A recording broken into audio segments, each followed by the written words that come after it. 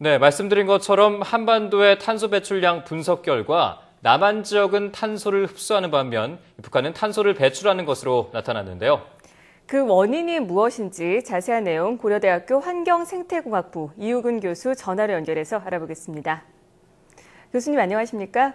예, 안녕하십니까? 네, 기후변화의 주범으로 온실가스인 탄소를 빼놓을 수가 없잖아요. 예. 먼저 이 탄소가 환경에 어떤 영향을 주고 있는지 말씀을 좀 해주시죠. 예, 물론 그 탄소가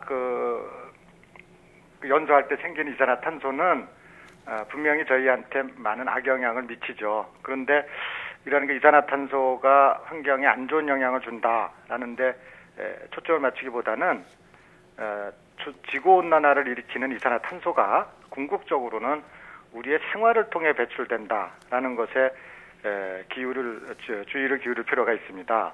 즉 기후변화 또는 지구온난화는 우리 사람에 의한 토지 이용 변화, 또 지나친 산업활동 등에 의해 배출되는 이산화탄소에 의해 발생된다라는 데 주의를 기울이고 저희가 체계적인 경제 계획 또는 환경관리를 할 필요가 있다고 봅니다.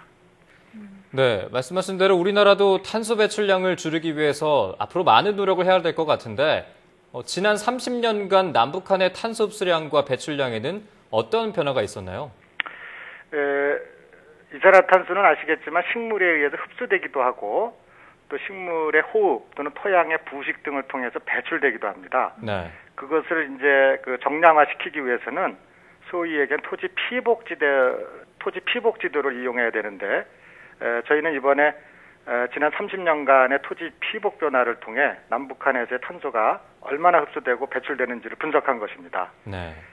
그에 따르면은 북한에서는 아시는 바와 같이 산림 황폐가 급격히 이루어지고 그거로 인해 탄소 흡수 기능이 현격하게 감소하였고 2010년대에 이르러서는 북한 전체에서 흡수보다는 배출이 다소 있는 흡수가 배출을 못 따라잡는 이런 형태가 된 거고 남한에서는 여전히 흡수량이 많은 것으로 나와서 남한은 비교적 산림 및 토지 관리가 잘 된 것으로 볼 수가 있습니다. 네.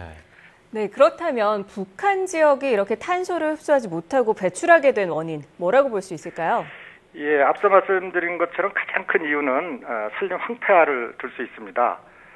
북한에서 산림 면적은 90년대에는 약 한 67%였는데 2010년대에 이르러서는 약 한 46%로 아주 현격하게 감소했습니다. 네. 그리고 저희가 산림의 양을 파악하는 이제 산림에서 축적도 저희는 약 127입방인데 헥타당. 근데 북한에서는 60입방 정도밖에 못 됩니다. 네네. 이제 1년에 축구장 13개, 평양의 면적만큼 줄어드는 것인데요. 이렇게 이제 산림이 줄어드는 것은 결국은 이산화탄소 흡수원이 줄어드는 거니까 북한에서는 이런 산림 황폐화가 북한의 탄소 수질을 악화시킨 것으로 볼 수가 있습니다. 네, 북한의 이런 무분별한 개발 때문에 산림이 황폐화됐다 이런 얘기를 해주셨는데 예. 이 탄소 배출량을 줄이기 위해서는 토지 관리가 중요하지 않습니까? 예. 그래서 북한을 위해서 국제사회의 적극적인 관심이 필요할 것 같은데 어떻게 보십니까? 예, 기후변화 관련해서 최근에 탄소 흡수원인 산림을 보호하고 산림의 황폐화를 막는 것이 전 지구적 차원의 큰 관심사입니다. 네. 실제로 인도네시아, 캄보디아, 라오스 등에서는 열대림에서의 산림 전용 또 황폐화를 막기 위한 국제적 사업이 활발하게 이루어지고 있습니다. 그런데 이제 북한에서도 이런 동남아시아 열대림 못지않게 산림 황폐화가 급격하게 진행되고 있는데 그들 국가만큼의 국제적 관심을 못 받고 있습니다.